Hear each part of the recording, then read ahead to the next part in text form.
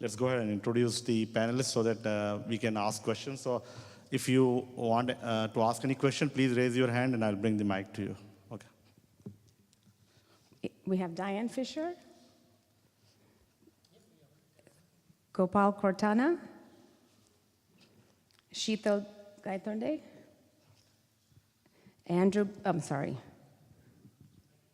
Michael Trevette, Peter Armstrong, and who am I missing? Oh, I'm sorry.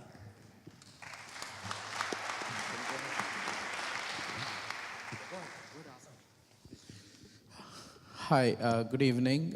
First, thank you. I'm sorry I didn't get your name, but very nicely put, very nicely said.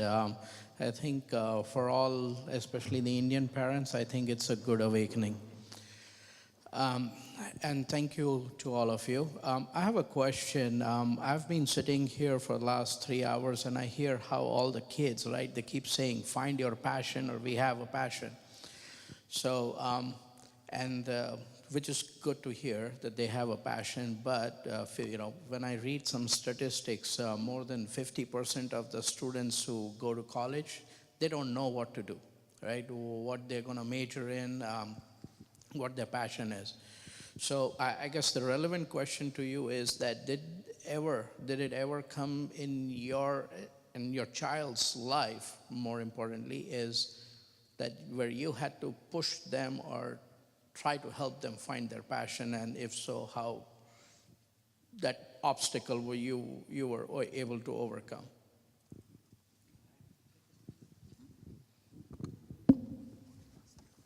My name is Peter Armstrong. Full disclosure, I am not a parent. I actually was one of the presenters. My colleague was actually at my alma mater table. Real quickly, and then I'll answer your question, sir. I'm a graduate of Harvard University. I was also a professor there, and I currently work for the Princeton Review, where I teach ACT, SAT, and college readiness and financial aid classes. I want to answer that question this way. When I have my classes, and I've taught here at Lassiter, I taught an SAT class about 2 years ago, I always make sure that I factor in the real-life challenges of college. And I ask my students a question, what do you think is the most important thing you need to know about college? And most of them will tell me, AP classes and studying and all of these kinds of things. The answer I give them is that the most important thing you need to know about college is to know when and how to ask for help. Because sooner or later, you are going to need it. It's not just about financial aid. The most influential factor that your son or daughter or niece or nephew is going to have their freshman year are not the professors, not the courses, their roommates, their teammates, the people that they spend time with. Very quickly, I will tell you a very personal story that I remember, and it's been many, many years since I was a freshman at Harvard. But I fell in love with a sophomore who could not stand me. And it hurt me so badly, and it strung me out so badly that I thought about leaving Harvard, dropping out of Harvard. I'm a first-generation college student. Can you imagine the shame I would have had to endure going back to New Orleans and telling my parents, I dropped out of Harvard because I fell in love with a woman there who couldn't stand me. This is the role that you as parents can play, is to make sure that they are getting the help that they need. It could be that they're allergic to the food. It could be that they're homesick. It could be a whole number of things. But make sure that the role you play is to help them adjust to college life, to remind them that, yes, you are entering the adult world, but you're still kids. You still can make mistakes. The resources at college are there to help you, the counselors, the mentors, and all the others. But we're also here as well. And we believe that you are going to do just fine. I just want to make sure that that point is emphasized because many of you have some very high expectations of your kids. My parents had extremely high expectations of mine.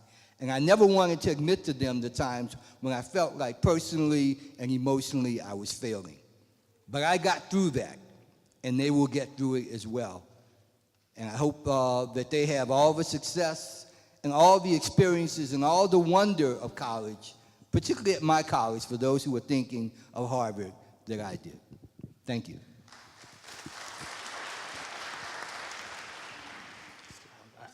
I think very well said. So just to give you like my background, my name is Gopal Koratana, and I was one of the rejects, the Indian rejects in India growing up. Probably school standing, maybe 30th out of the 60 people in my class. I had a joke, running joke. My dad used to tell me the higher the rank, the better it is. So for a long, long time, I never realized that actually it should be towards the single digits, not the double digits. But that was a beauty, I think, something that I learned from my dad. Like, as parents, especially teenage, especially first teenager, it is always going to be stressful, no doubt about it. But basically, my parents taught me, like my dad specifically, taught me one very simple lesson. When I used to complain about my son with him, and he's like, there are basically 4 pillars in which success happens. And he had a definition of success, by the way, which in my world, in the world of investing, it's now called long, really long mode of success. And I will explain that in a minute. But it's just four things that you need to make sure your kid has before he leaves your house. Some of these characteristics they will have default, they are gifted with it, and some of them they will lack, that you have to work on. And these 4 were basically said grit, growth, gut, and gratitude. These 4 things form the pillar of success in your life. So when you say grit, all of our kids are gritty. The kids who are sitting here in this panel, without having grit, they would not be here, guaranteed. But that's only one pillar of success. The remaining 3 is going to be gut. Letting them fail in life, make gut instincts, and let them fail. The earlier they do that, the cheaper it is. As a parent, we have to teach them that, right? This is something that if we do that, they will find their passion, to answer your question. We let them fail. We let them make sure that even if they fail, it's okay. They will find their passion. But we have to let them fail. Without that, they are not going to have their gut instincts. Those gut bacteria will not work. Trust me, those things are there. And there is a concept called gut instincts. And our kids, they lack that because we never allowed them to kind of utilize that gut instinct. The third is the growth mindset, which is, it's okay. It's okay to fail today. I am dreaming big, and let them dream big and talk about it all the time, right? This is something that inherently is there in kids. We as parents sometimes stifle it. If we don't do that, they are natural at it. They are natural dreamers. And the 4th one is gratitude. Now, some kids lack it, some kids have it. My daughter has it like implicitly inside her. But gratitude, it keeps them grounded. Every day, get up in the morning saying thank you to themselves, to their parents, to family, to what they have. You have that and you develop in them, that's it. Take care of these 4 things. My dad said, your son will be all right. Don't have to worry a whole lot about it because you are a bigger idiot than your son was. I'm like, thank you. I think that's what it comes down to. To answer your question about passion, it's very simple. Let them fail. If you let them fail, they will find their passion. If you have a problem them failing, they will find it very hard to find their passion. I think that's my 2 cents.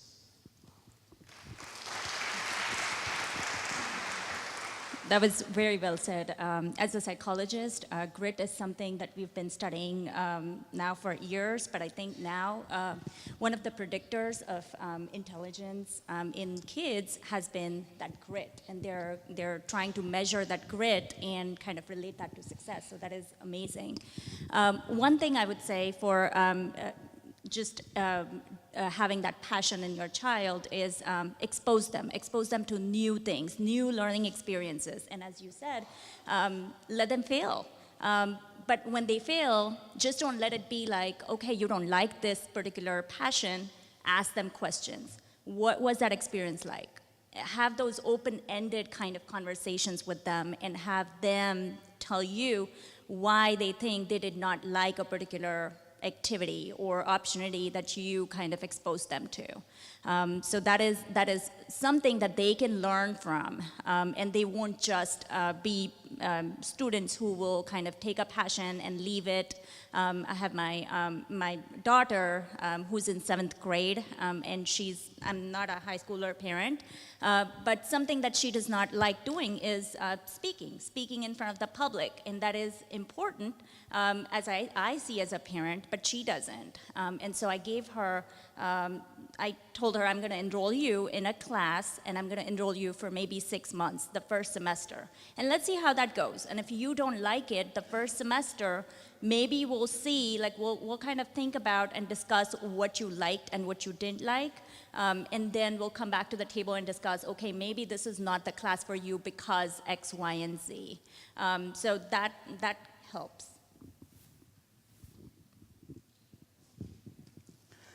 Hi, good evening. My name is Ramki. As you said, there are many factors which is currently going on influencing as a parent for accepting the changes.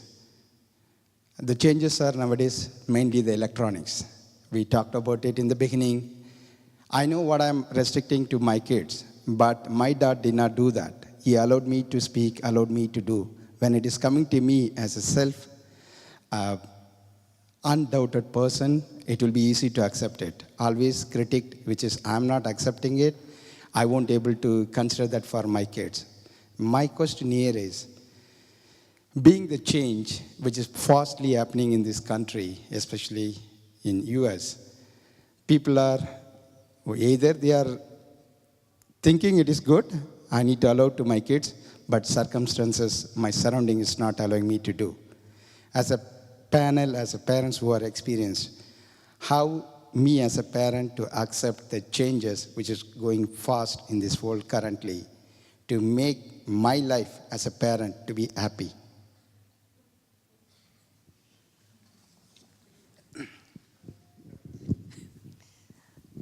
So I'm an independent educational consultant. I work with students who are applying to college to help them tell their story, understand where they should be applying, and so on. So I work with a lot of high school students. And I think that one of the things that is important, I'm also the parent of a college graduate and a college senior. And one of the things that I think is important to understand, particularly around technology, because technology is a tool that our students use in a way that we can't even imagine. And it's about, like any tool, teaching students to use tools in an effective way, as opposed to just saying, I don't like what it can be, and therefore I'm going to pull it back, and you can't use it at all. Just because you don't like the way something can go, doesn't mean that you shouldn't allow the student to have access to it, because quite honestly, that is the world that they live in, and it is a different world than we as adults and parents live in. And the fact is, we are preparing our children for a world that does not yet exist. So if we hold them back and only allow them to use the tools that we're comfortable with, they're going to be light years behind their peers in terms of moving forward. So I think that that's an important thing to remember. That is, completely agree with you. So one thing that, again, this was a topic of discussion between a lot of our friends when our kids were growing up. But there is a distinct advantage when you yourself were a huge reject from your generation. Because the way I always explain this to my wife is, my high school was the high point in my life. My college was a downgrade. Then it further went down. So coming from a background where we did all kinds of stuff in high school, reflecting back, it taught me personally a lot about literally dealing with real life people, right? We had situations in front of our school in Nagpur, where I grew up. Literally, the person who is selling stuff in front of the school was selling illegal stuff, and we had a choice to make. We had 25 paisa in our pocket, buy some beer to eat or buy a packet of marijuana to eat. And there was no restriction, right? So we made choice every day of our life to eat that beer rather than that thing, right? And that was there because our parents gave us that freedom, and nobody came to our school to hold our hands. That was our internet at that point of time. Growing up here, as you said, if we don't allow our kids to use and do mistakes, again, let them fail. But tell them that, right? Tell them what is going to happen if they end up in a wrong place on the internet. Give them that education. But stopping them from doing it, in my mind, will keep them one step behind. They will not know the world that they are entering into. That, to me, will be a bigger handicap than letting them fail a couple of times, screwing up in front of me, Okay, all right, don't do this again. Much easier solved now than later on in life.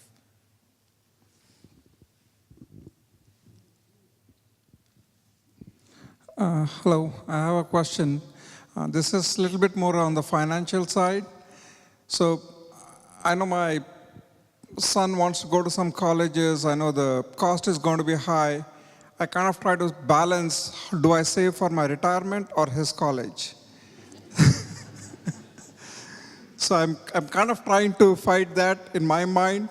My children see that and they feel bad that they are putting that financial burden on me. How do I kind of make them not worry about that, only concentrate on their future and education and not really worry about my financial situation?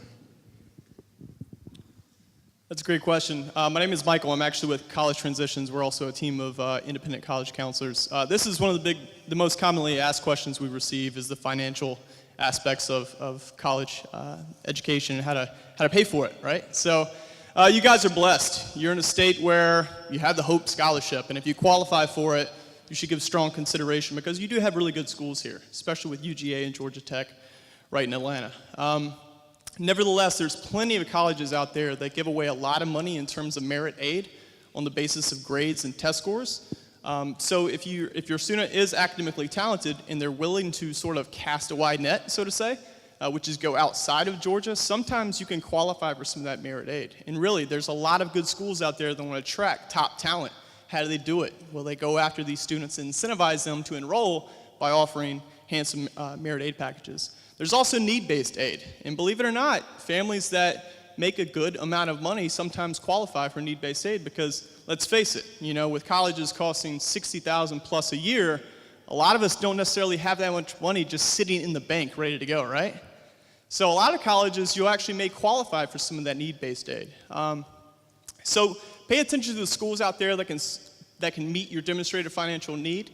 You'll fill out a couple forms related to that with a free application for federal student aid as well as the CSS profile that many schools require. But I'm just saying if you're willing to cast a wide net and look outside of Georgia, there's plenty of schools that offer a lot of money for your child to attend, but also give strong consideration to the Hope Scholarship if your student qualifies and staying in state. I tell students all the time, don't break the bank on undergrad, especially if you have plans to go to a graduate school, top program. Med school, business school, this stuff costs money, and we're talking serious money. And with interest rates going up, just again, a few weeks ago, with July 1st, we're talking a lot of money that you're going to accrue in interest.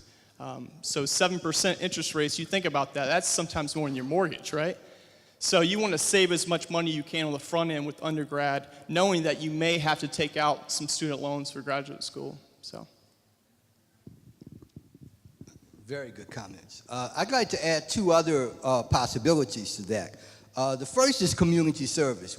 I heard many of the young people talk about community service as a preparation for admission to college, but it also becomes a preparation for admission beyond and getting financial aid. Students who are interested perhaps maybe pursuing medical careers might look into, for example, the National Health Service Corps. There are a number of other programs where they provide financial aid to you as an undergraduate. There is, however, a trade-off and a catch, which is that you are then committed for a certain number of years to performing community service in that field. One of the largest providers of that kind of tuition assistance is the United States Armed Services, but it's also an option that they should look into.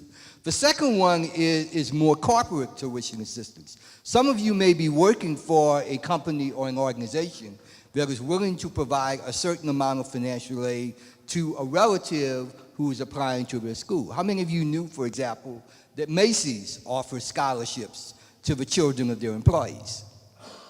And there are hundreds of corporate scholarships available like that.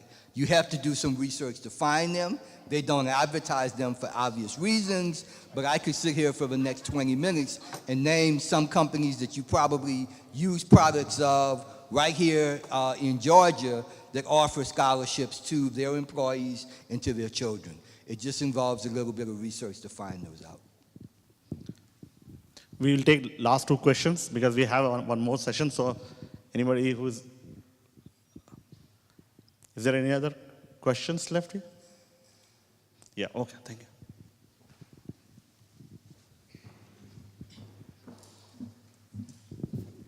Shashank here again. I have two questions. First one is to Dr. Gaitonde. You said about failure. So how many times we let them fail, or what is the time we need to step in? Or how do we identify? So. Yes, that's a great question. Actually, one of the students kind of talked about failure and success and how you measure failure.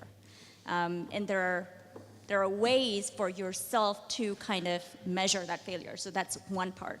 But then how many times? I would say, I mean, if the first time your child fails, you would ask them and you would kind of think about, is this something which is, it's an ability kind of an issue, like the child is not able to do, or is this something where motivation? And usually motivation and ability kind of go together, because if you're not motivated, you're not going to try harder and you're not going to do it. So that's one thing. The other thing also is, think about, is this a passion that you're trying to inculcate in your child because it was your passion? And one thing that comes to mind is a friend of mine was trying to help her child develop a passion. And she wanted her daughter to be in a classical Indian dance. The girl was not interested, but the parent wanted her daughter to do it because she was a dancer.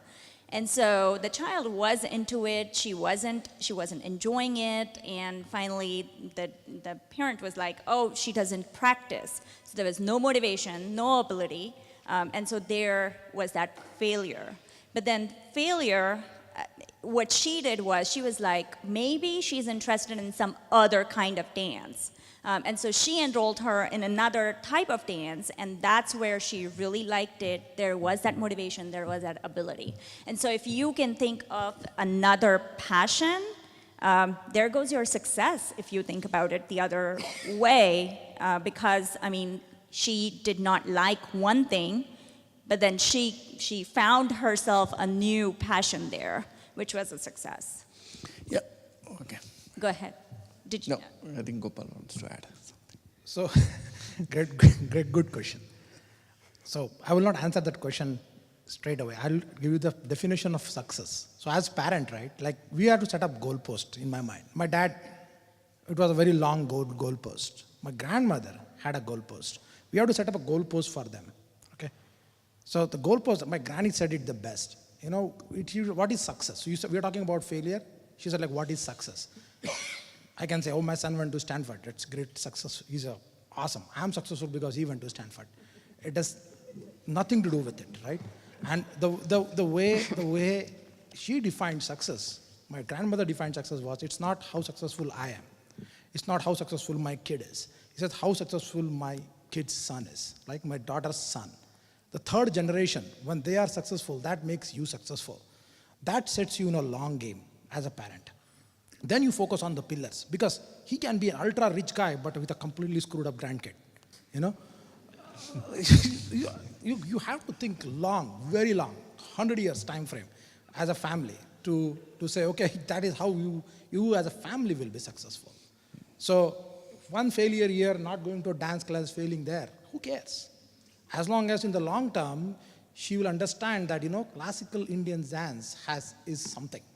And maybe when she's 45 years old, she says, I love it. I understand what Aramandi means, you know. Like, I now get it, right? It may be 45 years later, who cares? Your job is done, right? Mm-hmm. I think that's what I think. Yeah. Thank you. My second question was regarding all colleges are having a lot of sorority chapters, clubs, which we hear has a lot of wrong things going on too, like pressuring into alcohol and other things. Do you have any opinion about that? Is it good? There are some advantages, but there are some disadvantages too. I'm going to say this and then I'm going to be quiet. I hope you all don't feel like I'm monopolizing this conversation because this is a very esteemed group. The reason why I'm here is because I was asked by a colleague of the Harvard Club of Georgia to come here and make a presentation.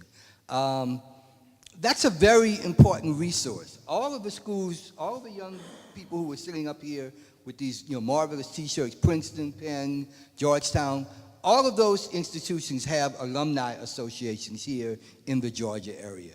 Take advantage of those. Use those alumni as mentors.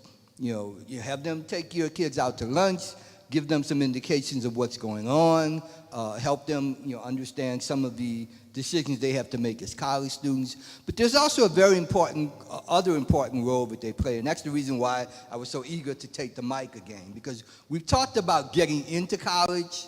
I haven't heard anything yet, and forgive me if it was discussed before I got here, about getting out of college. And one of the things that your son and daughter, relatives have to think about is placement. How effective is this school in getting their graduates into the fields, the graduate schools, medical school, law school, business school, where they want to go from that point? So while you're thinking of financial aid, you're thinking of housing, all the other things, one of the other questions you should be looking at to the admissions people of these prospective colleges, what's your placement rate? How is your career services office available to the student? How much help do they offer while they are in undergraduate? How much help will they offer after they graduate? Will they still be in contact with your son or daughter a year later for something other than that first donation to the capital campaign? Make sure that you take advantage of these associations. I've been a member of the Harvard Club of Georgia since I moved here 20 years ago. Before that, I was a member of the Harvard Club of Louisiana, which is my home state. And I'm very proud of the fact that through that activity, I was able to be an interviewer, and 3 of the young people that I interviewed went on to become undergraduates at Harvard College. So use that particular resource as something that's very, very important for your kids. And I just wanted to add to your first point, because we've all sort of talked about this a little bit, the point of failure, right? I challenge all of you guys when you're helping your student to find a school that really has the resources in place to help that student, because they are going to have challenges. They are going to have failure when they're there. Personal story, real quick. First exam I ever had in college, I failed it miserably. We're talking 36 on a political science exam. I didn't know how to handle that because I've never had to deal with that before. So I remember calling my parents and saying, you know what, I think I need to get a tutor, believe it or not. And it took a lot of self-humbling to go in there and say, you know what, I need some help, all right? But the college that I went to had the resources in place to provide that for me. And so I ended up finding out through the tutor, I'm actually in one of the political science courses that's the most failed political science course in the department. And I'm thinking to myself, why am I there as a first semester freshman? But I can't help that now, right? So I actually go on and make an A in the course, believe it or not. I made a 4.0 first semester. That first semester of having that failure that early on paved the way the entire 4 years. Graduated in 4 years, summa cum laude, managed to be blessed and go on and have a master's degree and a PhD that was paid for. All of that because I knew where to go on campus to get help. And I'm not just talking about academics, I'm talking about social help, psychological, like things that students are dealing with, right? So find colleges that have the resources in place to help your student when they have those challenges. And trust me, I know what this room is like. I know what you guys are here because you're invested in your child's education. So make sure, do your due diligence when you're looking at these institutions. Go around and talk to the people running these departments and say, hey, I want to learn more about your school, and if my student's having difficulty, where can they go to get that help, That's a big thing, so I just want to stress that point.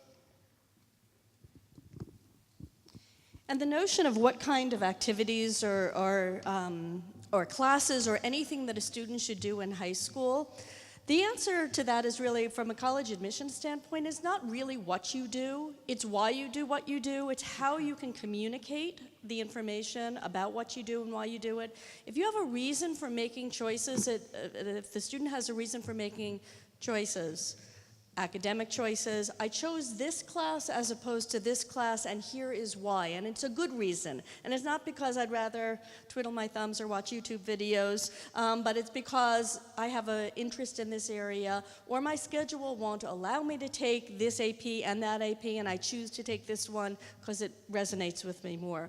Or activities. There is no set of activities that an admissions person is reading, and I read hundreds of applications, thousands of applications myself. There's not one that you say, well, if they have that, then that works for everybody. And so it really is an issue of trying to have a student find the things that resonate with them and that they are doing because they have a reason for doing it, because that's what they'll have to communicate in their application, not just the list of things that they've done.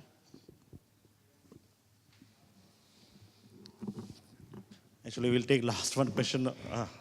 So we are running late, so we just want to make sure that we cover the next session. Hi, my name is Manisha, and I just wanted to extend the specific subjects or extracurricular activities that a student has to take for college application. So 2 or 3 years ago, I attended one of the university proper admission question and answer session.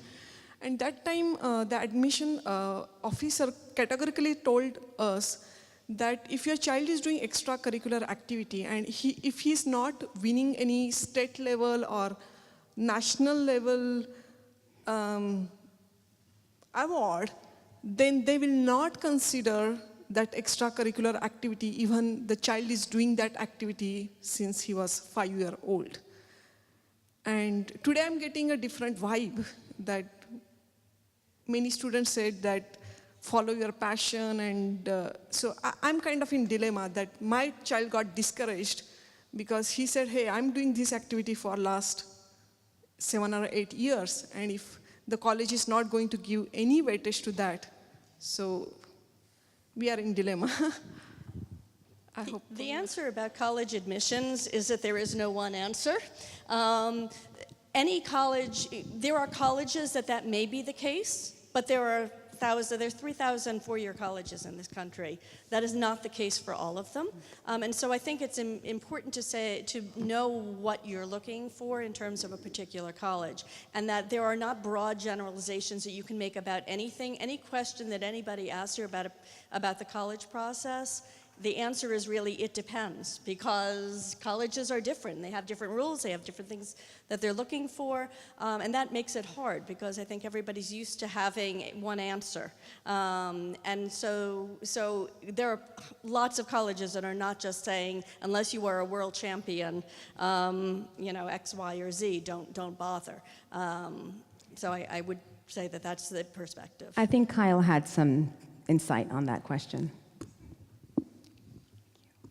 Since y'all haven't heard my voice yet, I figured I might as well jump in. But don't worry, I'm doing half the next presentation, so you'll get to hear plenty from me.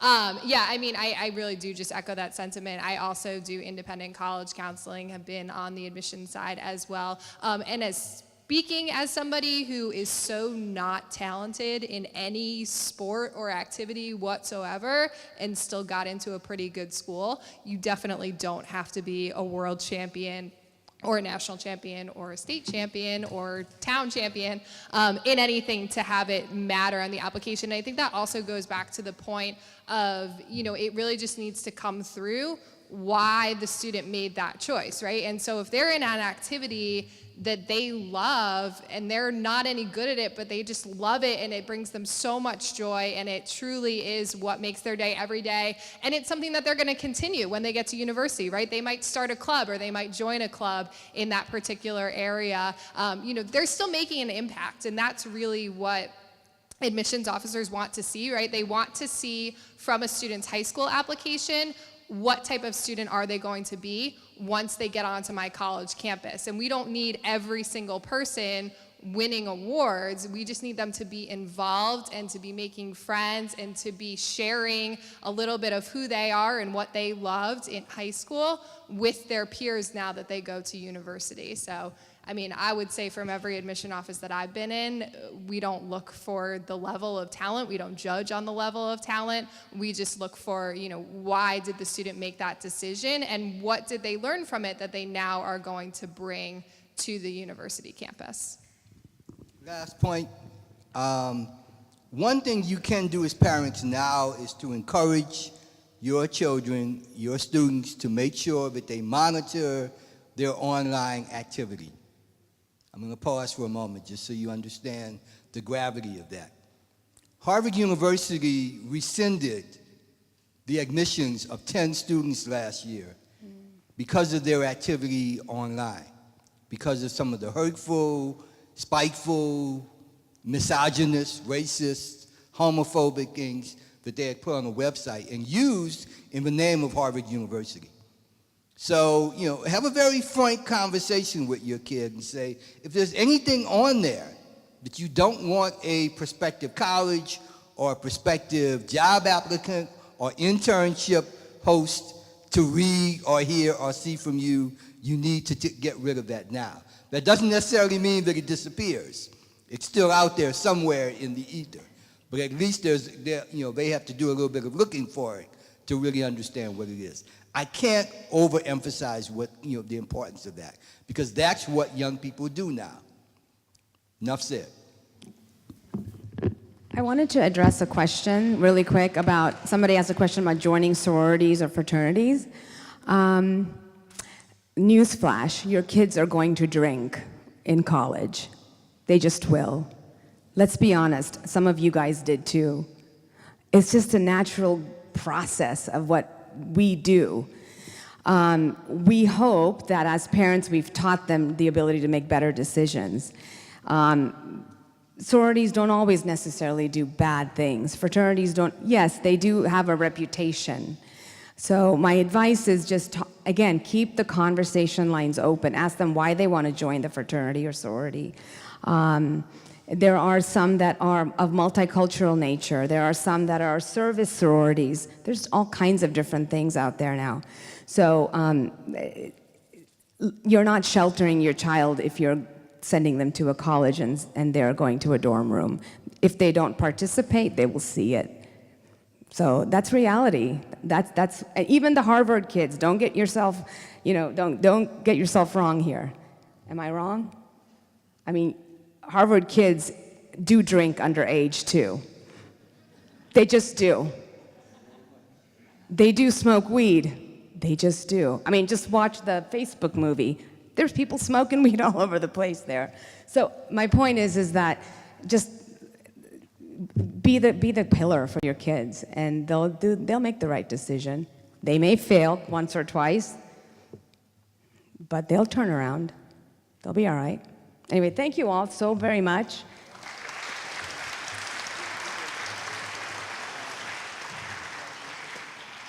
We're going to switch things around a little bit and try and get some kids in here and move quickly to discuss a medical panel. Sorry.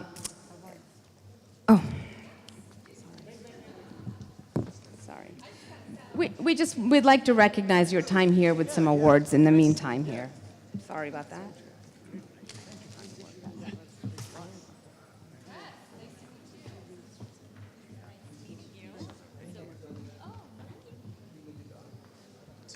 Can we have Veena Bhatt to give away the awards? Diane Fisher, Gopal Kortana, Sheetal Kaitonde, Michael Trivet,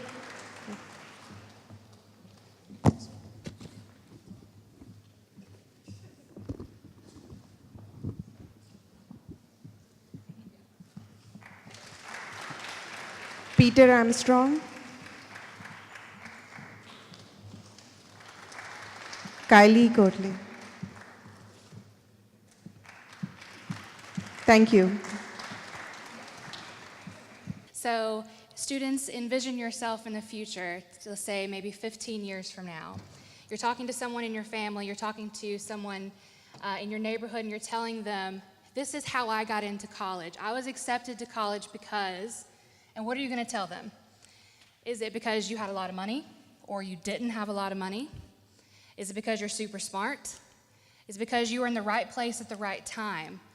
Maybe because you have a great attitude and you did really well in the interview. Maybe it's because you wrote the best college entrance essay. Maybe because you are an excellent musician and they were wowed by your talent. Or maybe it's because you didn't miss one day of school your entire time. From kindergarten through high school, you were there every single day, there on time. Is that why you got into college? Maybe it's because you're a female, or maybe because you're a male. Maybe because you play football, or tennis, soccer, or maybe it's because of where you're from, or where you live now. Is that why you got into college? Is it because you're following in the footsteps of someone in front of you? Or is it maybe just because you dressed really well that day for the interview? What's the reason that you got into college? Well, the answer could be this, any of these, and it could be none of these. Really, the answer is if the college is the best fit for you and if you're the best fit for it. All right, so what is pre-med, right? You probably know pretty much what pre-med is, right? It's preparation for going on to medical school. But really just want to emphasize, pre-med is not a major, because I talk to a lot of students, I'll say, what do you want to major in college? Pre-med. That's not an answer. It's not a major at any university in the United States. You're going to have to pick something else. Pre-med is sometimes a minor at some universities. That may be an option for you, but for probably 99% of the universities, it's an advising program. It's a track that you take in addition to the courses that you're taking for your major. Mainly because you should have a backup plan, right? A lot of students come in and think they want to be pre-med, and then they take their first organic chemistry class and they go, nope, this is not for me. So that's why it's not a major, right? You can't graduate as a doctor. But just so that you know, a lot of universities, the pre-med advising program is actually attached or functions similar to a career center, right? So not only do you have an advisor to talk you through what courses you need to be taking, the curriculum that you need to fulfill in order to qualify for medical school, but they're also going to have programming that's going to happen, right? They'll bring in doctors to talk about being in that profession. They may have interview preparation. So when you're going and interviewing at these medical schools, they may have people come in and do mock interviews with you. So really utilize your pre-med office and your pre-med advisor just like you would utilize a career advisor in the career center. The great thing is that as a pre-med student at a university, you get this advisor and they are separate from your academic advisor, right? So you have your academic advisor for your major. They're going to tell you what courses you need in order to get your degree, but your pre-med advisor is just going to work with you on fulfilling those requirements to go to medical school. So you get two different people that you get to work with to make sure that you're achieving that end goal of getting to medical school. And also remember that pre-med encompasses a lot of different professions, right? I know the easiest one to think of is becoming a doctor, but it could also lead to pharmacy school. It could lead to becoming a physical therapist. It could lead to becoming a dentist. So there are a lot of other paths other than just a traditional doctor that fall under this umbrella of pre-med. Most of my information is up here. I actually grew up pretty much down the street. I grew up in Kennesaw, went to the Walker School, which is in Marietta, not that far from here. Went to the University of Pennsylvania, graduated in 2004 as a neuroscience and French major, and then went on to Emory for my medical school and graduated with my MD in 2008. I stayed at Emory, did my anesthesiology residency there, and then now serve as an assistant professor of anesthesiology. Getting into medical school is competitive. Everybody knows that, and I think it's very important for parents and students to understand that. Fall 2017, so this last class that went through, or that just got admitted, only 43% of applicants that went to American universities were successful in getting into medical school. So less than half get into medical school. So again, I think it's very, very important for people to understand what it means to be pre-med, but then to also realize what medical schools are looking for. Different undergraduate programs have different success rates, and I think that's very, very important. I know we've stressed going to the university that's important to you, that's a good fit for you, but I think it's very important to state some colleges are better at getting in students to medical school. Most places will list their admission rates on their website, so research whichever program you want to go to, research the college, find out what their admission rates are to medical school. Some people will say they get in 50% of applicants, some people get in 70%, some people get in 80%. So I think it's very important for people to be aware of that. Different medical schools also have different admissions rates. Remember, this 43% is a national average. There are some medical schools that accept more, others that accept less. So again, it's very important to know that that is just an average. So what do medical schools look for when they're reviewing applications? And I will stress this again, your academic record is going to be one of the most important things they look at. People say that it's okay if you have a well-rounded application. That is very true. But if you don't have the scores to get you past that initial step, you will most likely not be admitted. So letters of recommendation are important. Exposure to your doctor-patient relationships. People want you to know what it's like to be a doctor. If you've never interacted with a physician before, most medical schools will say, how do you know what it means to be a doctor? Being a doctor is not easy. What are your volunteer experiences? And I'm talking about volunteer experiences and extracurricular activities at the college level. What leadership activities have you been involved in? Having a list of 10 clubs that you're a member of is great, but making sure that you are president of one of them, maybe a secretary, maybe a treasurer of one of them is just as important. Research experience. Start getting involved in research early on. Medical schools want to know that you have a little bit of interest in the scientific method. And so making sure that you're involved in research experience starting your freshman year is very, very important. And then interpersonal communication skills. This will come out in the interview.